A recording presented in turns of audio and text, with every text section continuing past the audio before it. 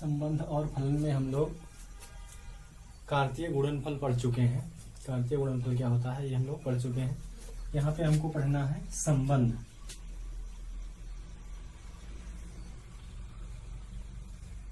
संबंध या रिलेशन।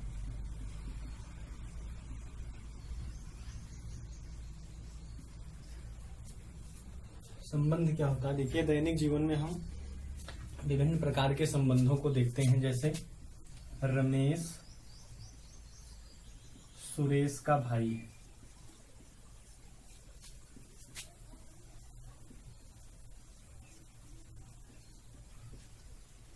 या ये कहें नई दिल्ली भारत की राजधानी है।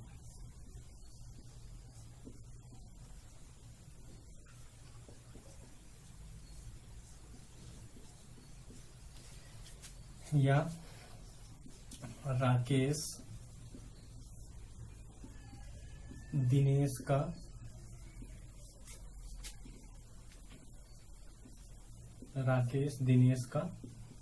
पिता है। तो यहाँ पे देखिए, रमेश सुरेश का भाई है, तो रमेश और सुरेश के बीच में एक संबंध क्या मिल रहा है? देखिए, भाई है। नई दिल्ली भारत की राजधानी है, तो नई दिल्ली और भारत के बीच एक संबंध बन रहा है, क्या कि नई दिल्ली जो है वो भारत की क्या है? राजधानी है। इसी प्रकार यहाँ देखिए, राकेश दिनेश का पिता है, तो राकेश और दिनेश के बीच एक रिलेशन बन रहा है कि क्या राकेश जो है वो दिनेश का पिता है। अब आइए देखते हैं गणित में किस प्रकार से ये संबंध होते हैं। जैसे मान लीजिए x और y के बीच एक संबंध हम लोग कहें कि x छोटा है y से। देखिए, तो x और y के बीच एक रिलेशन बन रहा है क्या कि x जो है वो y से क्या है? छोटा है। या ये कह दें कि a बराबर है b के। a बराबर है b के। तो आप देखेंगे यहाँ a और b में एक रिलेशन बनना है क्या कि a और b दोनों क्या है? बराबर है।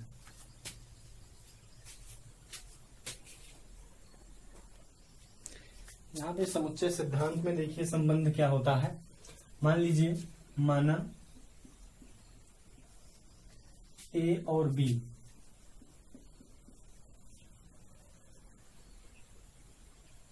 कोई दो अरिक्त समुच्चय है, अरिक्त समुच्चय है, तब a और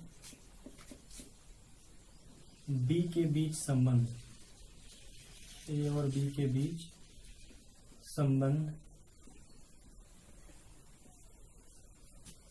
कैपिटल R, a और b के बीच जो संबंध कैपिटल R होगा वो R a क्रॉस b का एक उप समुच्चय होगा, जिसमें समुच्चय A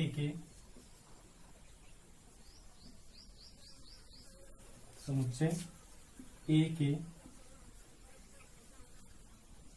कुछ या सभी अवयव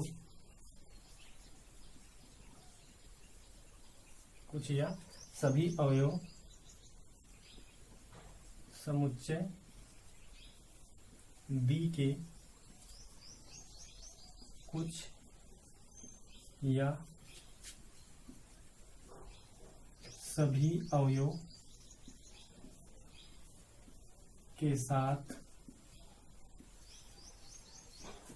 एक विशेष नियम के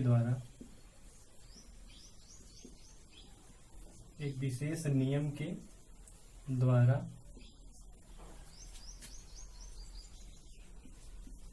जुड़े होंगे।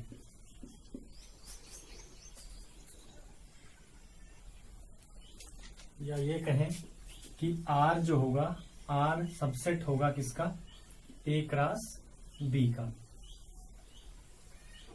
R जो A और B के भी जो रिलेशन होगा R, वो सबसेट होगा A क्रॉस B का। माना A बराबर एक सेट दिया गया है, देखिए, और सेट के एलिमेंट है 1 2 3, और ऐसे एक सेट B दिया गया है, B इक्वल टू, देखिए मान लीजिए क्या दिया गया है, 2 3 4, यहाँ पे देखिए एक सेट दिया गया है 1 2 3, और B इक्वल टू एक सेट दिया गया है 2 3 4।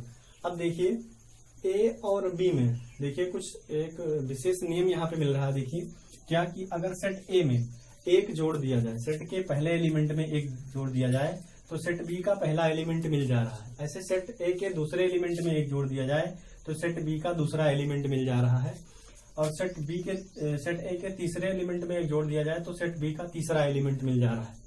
तो इस विशेष नियम को देखिए हम क्या लिख सकते हैं, मान लीजिए R equal to x comma y such that y is equal to x plus 1, जहां पे x की वैल्यू क्या होगी, x कहां से मिलेगा हमको, सेट A से, और y कहां मिलेगा, सेट B से। तो यहाँ पे देखिए ये y is equal to x plus 1 क्या होगा, A और B में एक संबंध हो जाएगा।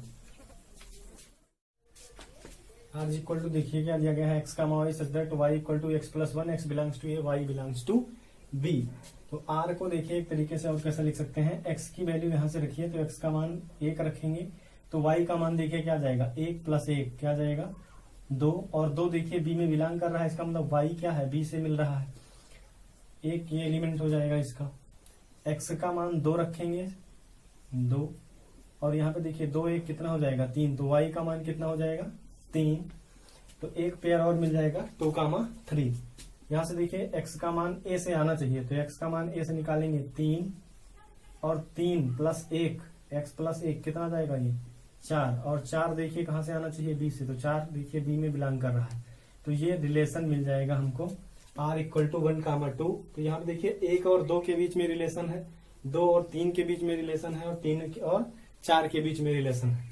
तो यहाँ पे देखिए इसको इस तरह से भी लिख सकते हैं, 1 रिलेटेड टू 2, या 2 रिलेटेड टू 3, इस प्रकार भी रिलेशन को दर्शाया। एक क्वेश्चन देखते हैं, यदि a इक्वल टू 4 कामा 5 कामा 6 कामा 7 कामा 8, और b इक्वल टू दिया गया है 16 कामा 17 19 25 26 और 49, तब क्या करना है, देखिए तब a से b में एक संबंध r ज्ञात कीजिए, जहां r इस प्रकार से परिभाषित है, देखिए x comma y such that y is equal to x square, जहां x belongs to a and y belongs to b।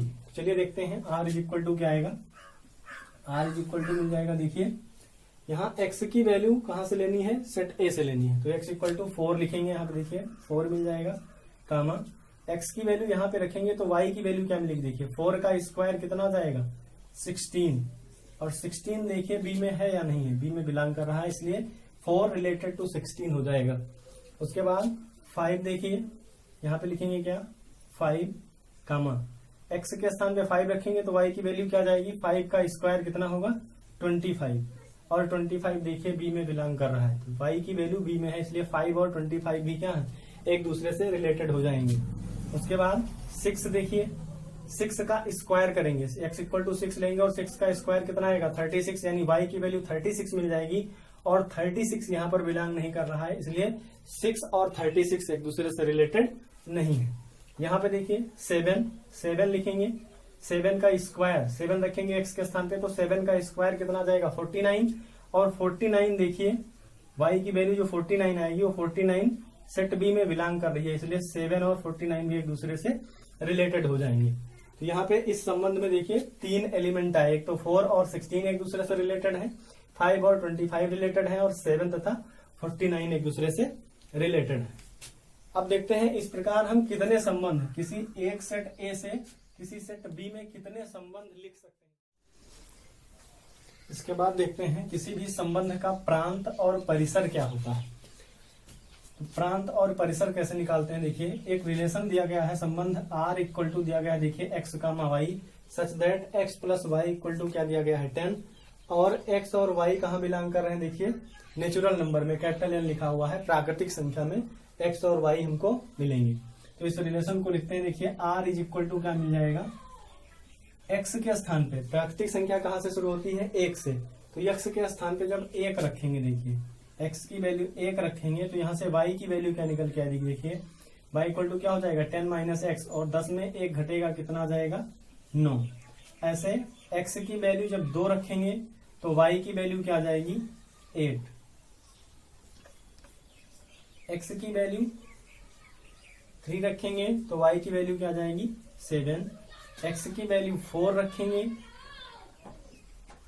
तो y की वैल्यू क्या आ जाएगी 6, x की वैल्यू 5 रखेंगे तो y की वैल्यू क्या आ जाएगी 5, x की वैल्यू 6 रखेंगे y की वैल्यू आ जाएगी 4, x की वैल्यू 7 रखेंगे y की वैल्यू आ जाएगी 3, x की वैल्यू 8 रखेंगे y की वैल्यू आ जाएगी 2, ऐसे x की वैल्यू 9 रखेंगे तो y की वैल्यू क्या आ जाएगी 1। ये सेट जो रिलेशन का एक सेट दिया गया था उसमें देखिए 1 2 3 4 5 6 7 8 9 एलिमेंट आएंगे। अब इस रिलेशन का देखिए इस संबंध का प्रांत लिखना है, तो इस संबंध का प्रांत क्या होगा देखिए, संबंध R का प्रांत, संबंध R का जो प्रांत होगा, प्रांत क्रमित युग्म के पहले अवयवों का समुच्चय होता है।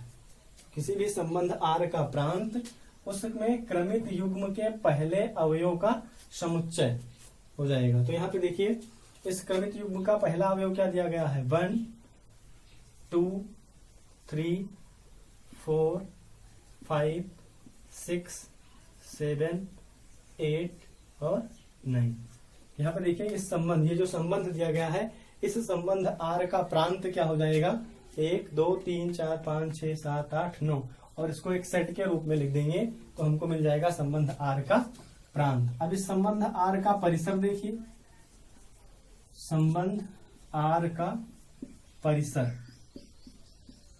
परिसर क्या होता है देखिए, संबंध R का परिसर जो क्रमित युग्म का दूसरा अवयव होगा, क्रमित युग्म के दूसरे अवयव का समुच्चय। तो क्रमित युग्म के दूसरे अवयव को देखिए 1 2 3 4 5 6 7 8 9, तो इसका प्रांत और परिसर दोनों सेम है, 1 2 3 4 5 6 7 8 और 9। तो यहाँ पर देखिए संबंध R का प्रांत और संबंध R का परिसर कैसे निकालते हैं आपको बता दिया गया। माना A इक्वल टू देखिए एक सेट दिया गया है 1 2 3 4 और B इक्वल टू एक सेट दिया गया है 1 4 5 6। अब देखते हैं यहाँ से A से B में संबंधों की संख्या कितनी आएगी। तो A से B में संबंधों की संख्या, A से B में संबंधों की कुल संख्या, संबंधों की कुल संख्या ये हो जाएगी 2 की पावर A में अवयवों की संख्या इंटू B में अवयवों की संख्या। तो देखिए A में अवयवों की संख्या कितनी दी गई है 4 इंटू B में अवयवों की संख्या कितनी है 4। तो A से B में संबंधों की कुल संख्या कितनी हो जाएगी 2 की पावर 16। ये मिल जाएगा हमको यहाँ पे कि अगर A में 4 एलिमेंट है और B में 4 एलिमेंट है तो A से B में संबंधों की कुल संख्या कितनी हो जाएगी 2 की पावर। एक क्वेश्चन आपके लिए होमवर्क है, यदि A बराबर दिया गया है एक सेट 1 2 3 4 5 6 7 8 और B इक्वल टू दिया गया है 4 9 16 25 36 और 49, एक रिलेशन एक संबंध R इक्वल टू इस प्रकार परिभाषित है देखिए x comma y such that y equal to x square, x belongs to A and y belongs to B। इस संबंध R को लिखना है और संबंध R के प्रांत और परिसर ज्ञात करना है। A से B में संबंधों की कुल संख्या ज्ञात करनी है और कमेंट करके ये जरूर बताएं कि समझ में आ रहा है या नहीं समझ में आ रहा है।